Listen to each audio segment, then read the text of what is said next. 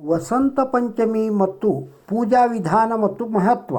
ಇದೇ ಫೆಬ್ರವರಿ 2 ರವಿವಾರದಂದು ವಸಂತ ಪಂಚಮಿ ಹಬ್ಬವನ್ನು ಆಚರಿಸಲಾಗುತ್ತದೆ.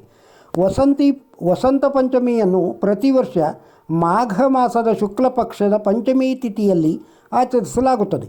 ವಸಂತ ಪಂಚಮಿಯಂದು ಜ್ಞಾನದ ಮಾತೃದೇವತೆಯಾದ ಸರಸ್ವತಿ ಆರಾಧನೆಯ ದಿನವೂ ಹೌದು.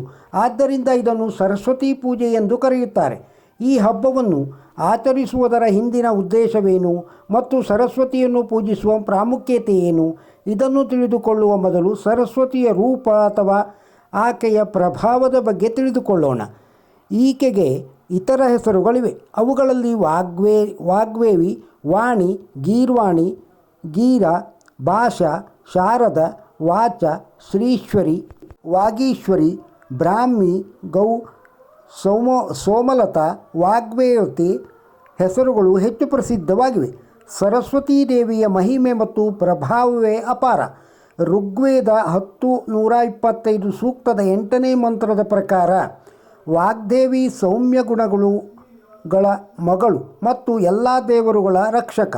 ಬ್ರಹ್ಮಾಂಡದ ಸೃಷ್ಟಿ ಕೂಡ ವಾಗ್ದೇವಿಯ ಕೆಲಸ. ಅವಳು ಇಡೀ ಪ್ರಪಂಚದ ಸೃಷ್ಟಿಕರ್ತ ಮತ್ತು ಅಧೀಕ್ಷಕರು. ವಾಗ್ದೇವಿಯನ್ನು ಸಂತೋಷಪಡಿಸಿದ ನಂತರ ಮನುಷ್ಯನು ಪ್ರಪಂಚದ ಎಲ್ಲ ಸಂತೋಷಗಳನ್ನು ಅನುಭವಿಸುತ್ತಾನೆ. ಅವಳ ಅನುಗ್ರಹದಿಂದ ಮನುಷ್ಯ ಜ್ಞಾನವುಳ್ಳವನು, ವಿಜ್ಞಾನಿ, ಶ್ರೇಷ್ಠ ಮಹರ್ಷಿ ಮತ್ತು ಬ್ರಹ್ಮರ್ಷಿಯಾಗುತ್ತಾನೆ. ವಸಂತ ಪಂಚಮಿ ಪೂಜಾ ವಿಧಿ. ಭಗವತಿ ಸರಸ್ವತಿಯ ಆರಾಧನಾ ಪ್ರಕ್ರಿಯೆಯಲ್ಲಿ ಮೊದಲನೆಯದಾಗಿ ಆಚಮನ, ಪ್ರಾಣಾಯಾಮ ಇತ್ಯಾದಿಗಳ ಮೂಲಕ ನಿಮ್ಮ ಬಾಹ್ಯ ಪಾವಿತ್ರ್ಯವನ್ನು ಮಾಡಿಕೊಳ್ಳಿ.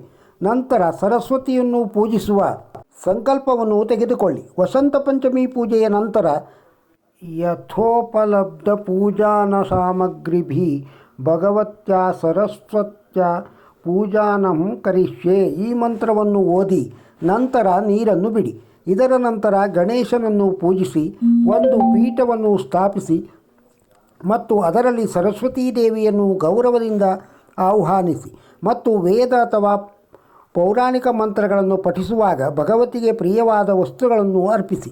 ಪೂಜೆಯ ಸಮಯದಲ್ಲಿ ಶ್ರೀ ಹೀಂ ಸರಸ್ವತೇ ಸ್ವಾಹ ಎನ್ನುವ ಅಷ್ಟಾಕ್ಷರ ಮಂತ್ರದೊಂದಿಗೆ ಎಲ್ಲವನ್ನೂ ಶ್ರೀ ಸರಸ್ವತಿಗೆ ಅರ್ಪಿಸಿ. ಅಂತಿಮವಾಗಿ ಸರಸ್ವತೀ ದೇವಿಗೆ ಆರತಿ ಮಾಡಿ ಮತ್ತು ಅವಳನ್ನು ಸ್ತುತಿಸಿ. ವಸಂತ ಪಂಚಮಿ ಪೂಜಾ ಸಾಮಗ್ರಿಗಳು. ಮಂತ್ರ ಪಠನೆಯ ಹೊರತಾಗಿ ಸಾಧ್ಯವಾದಷ್ಟು ಸಂಗೀತ ಸೇವೆಗಳನ್ನು ಮಾಡುವ ಮೂಲಕ ಭಗವತಿಗೆ ಗಂಧ, ಪುಷ್ಪ, ಪತ್ರೆ ಮುಂತಾದವುಗಳನ್ನು ಅರ್ಪಿಸಿ. ಪುಸ್ತಕ ಮತ್ತು ಪೆನ್ನುಗಳನ್ನು ಸರಸ್ವತೀ ದೇವಿ ವಾಸಸ್ಥಾನವೆಂದು ಪರಿಗಣಿಸಲಾಗುತ್ತದೆ. ಆದ್ದರಿಂದ ಪುಸ್ತಕ ಮತ್ತು ಪೆನ್ನುಗಳನ್ನು ಪೂಜಿಸಬೇಕು. ಮಾಘ ಶುಕ್ಲ ಪಂಚಮಿಯನ್ನು ಅನಧ್ಯಾಯ ಎಂದು ಕರೆಯುತ್ತಾರೆ. ಸರಸ್ವತೀ ದೇವಿಯನ್ನು ಪೂಜಿಸುವಾಗ ಹೆಚ್ಚಿನ ವಸ್ತುಗಳು ಬಿಳಿ ಬಣ್ಣದಲ್ಲಿರಬೇಕು.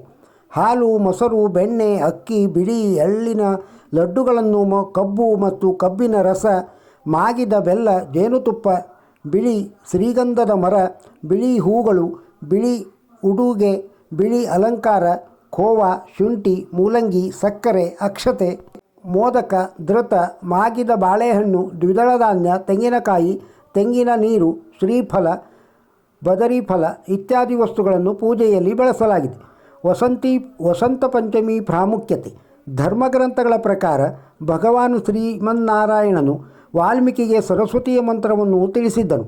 ಮಹರ್ಷಿ ವಾಲ್ಮೀಕಿ, ವ್ಯಾಸ, ವಸಿಷ್ಠ, ವಿಶ್ವಾಮಿತ್ರ ಮುಂತಾದ ಋಷಿಮುನಿಗಳು ಅವರ ಆಧ್ಯಾತ್ಮಿಕ ಅಭ್ಯಾಸದಿಂದ ಮಾತ್ರ ಅವರಿಗೆ ಕೃತಜ್ಞತೆ ಸಲ್ಲಿಸಿದರು. ಭಗವತಿ ಸರಸ್ವತಿಯನ್ನು ಆಹ್ಲಾದಗೊಳಿಸಿ ವಿಶ್ವವಿಜಯ ಎಂಬ ಸರಸ್ವತಿ ರಕ್ಷಾಕವಚದ ರಕ್ಷಣೆಯ ವರವನ್ನು ಪಡೆದುಕೊಂಡರು. ಭಗವತಿ ಸರಸ್ವತಿಯ ಈ ಅದ್ಭುತ ವಿಶ್ವವಿಜಯ ರಕ್ಷಾಕವಚವನ್ನು ಧರಿಸಿ ಮುನಿಗಳು ಸಾಧನೆ ಮಾಡಿದರು. ಸಂಪತ್ತಿನ ಮೂಲವೇ ವಿದ್ಯೆ ಎಂದು ಹೇಳಲಾಗುತ್ತದೆ. ತಾಯಿ ಸರಸ್ವತಿಯ ಪೂಜೆಯ ನಿಯಮ. ವೇದಗಳು, ಪುರಾಣಗಳು, ರಾಮಾಯಣ, ಗೀತೆ ಇತ್ಯಾದಿ ಪದ್ಯಗಳನ್ನು ಗೌರವಿಸಬೇಕು. ದೇವಿಯ ದೈವಿಕ ವಿಗ್ರಹವನ್ನು ಪವಿತ್ರ ಸ್ಥಳದಲ್ಲಿ ಇಡಬೇಕು, ಅಪವಿತ್ರ ಸ್ಥಳದಲ್ಲ. ಇದನ್ನು ಮಣೆ, ಮಂಟಪ ಇತ್ಯಾದಿಗಳ ಮೇಲೆ ಇಡಬೇಕು. ಮುಂಜಾನೆ ಎದ್ದು ಸರಸ್ವತೀ ದೇವಿಯನ್ನು ಧ್ಯಾನಿಸಬೇಕು. ವಿದ್ಯಾರ್ಥಿಗಳು ವಿಶೇಷವಾಗಿ ಸರಸ್ವತೀ ದೇವಿಯ ವ್ರತ ಪೂಜೆಯನ್ನು ಅನುಸರಿಸಬೇಕು. ಈ ವಿಡಿಯೋ ನಿಮಗೆ ಇಷ್ಟವಾಗಿದ್ದರೆ ಒಂದು ಲೈಕ್ ಕೊಡಿ. ಇದನ್ನು ಇತರರಿಗೂ ಶೇರ್ ಮಾಡಿ. ನಮ್ಮ ಚಾನಲ್ಗೆ ಸಬ್ಸ್ಕ್ರೈಬ್ ಆಗದೇ ಇದ್ದರೆ ಸಬ್ಸ್ಕ್ರೈಬ್ ಆಗಿ. ನಮಸ್ಕಾರ.